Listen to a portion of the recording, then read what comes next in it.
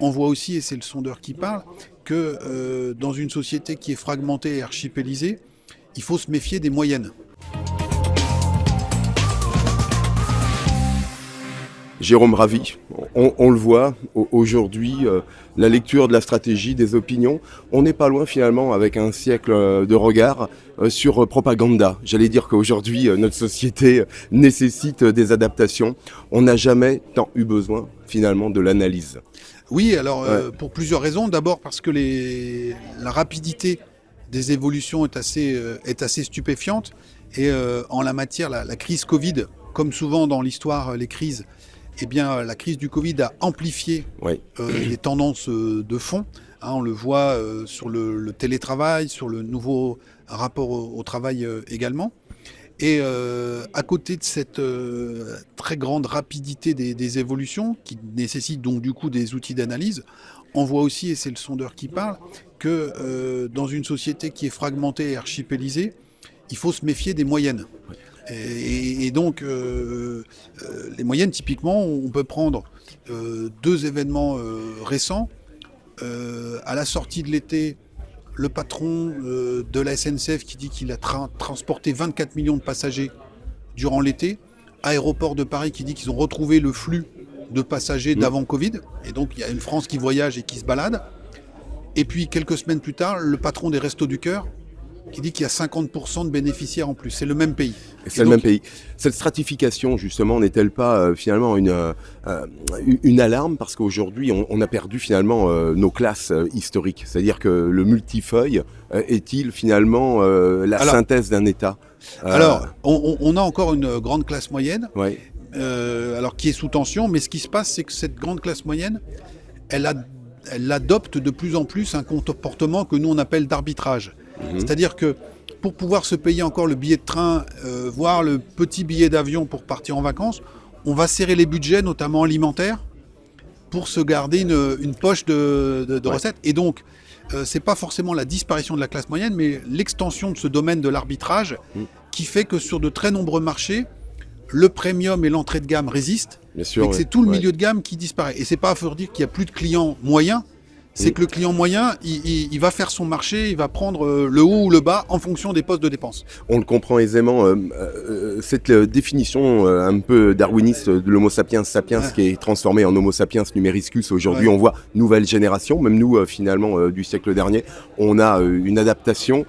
Jamais dans l'économie, un outil, je parle du smartphone, a éliminé à peu près 50 produits du siècle dernier. Pourtant, il n'y a pas eu d'effondrement. On voit bien que l'euro bourreau, c'est quand même toujours une définition de notre massification en tant que citoyen. On s'en sort toujours.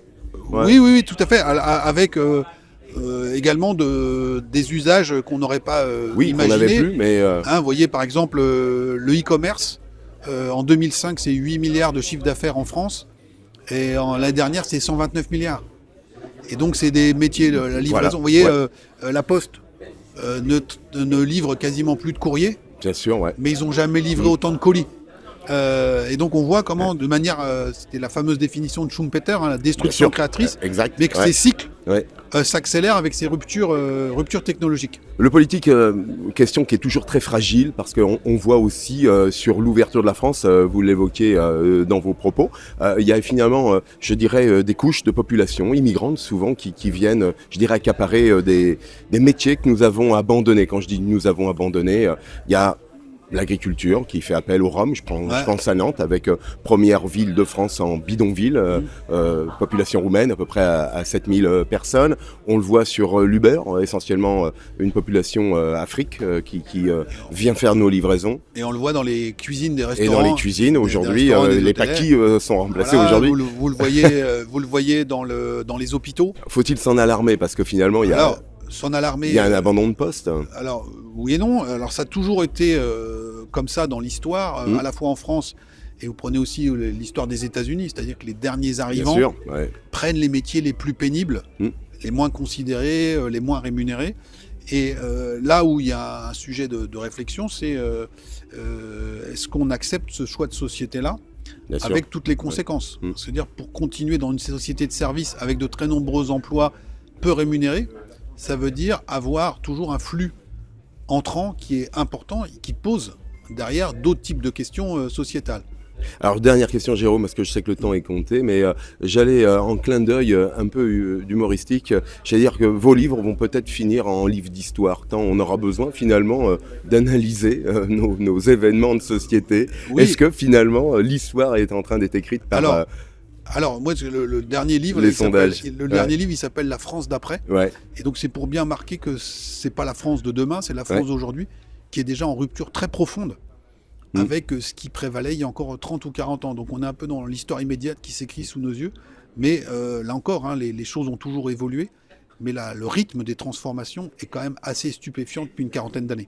J'avais un petit mot pour vous caractériser, j'allais dire c'est souvenirs du futur, Jérôme. Voilà, ou retour vers le futur. Voilà. Merci. Merci à vous.